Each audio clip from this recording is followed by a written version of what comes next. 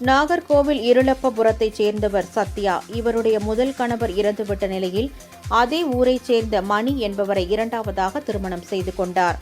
இவர்களுக்கு 4 வயதில் சந்தோஷியா என்ற மகள் உள்ள நிலையில் கணவனை விட்டு பிரிந்து சத்யா குழந்தையுடன் தனியாக வாடகைக்கு வீடு எடுத்து வசித்து வந்தார்.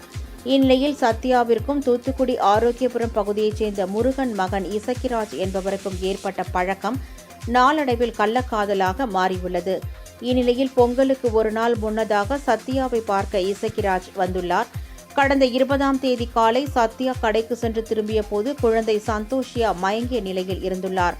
உடனடியாக சந்தோஷியை உடன்குடி அரசு மருத்துவமனைக்கு கொண்டு சென்றபோது அங்கு பரிசோதித்த மருத்துவர்கள் குழந்தை ஏற்கனவே இறந்துவிட்டதாக கூறி உடற்கூறு ஆய்விற்காக சடலத்தை தூத்துக்குடி அரசு மருத்துவமனைக்கு அனுப்பி வைத்தனர். குழந்தை பாலியல் பலாத்காரம் செய்து கொலை செய்யப்பட்டது உடற்கூறு ஆய்வில் தெரிய வந்ததை அடுத்து சத்யா கொடுத்த புகாரின் பேரில் குலசேகரன்பட்டினம் போலீசார் போக்சோ பிரிவில் வழக்கு பதிவு செய்து இசக்கிராஜை கைது செய்து சிறையில் அடைத்தனர். இச்சம்பவம் அப்பகுதியில் பரபரப்பை ஏற்படுத்தியுள்ளது.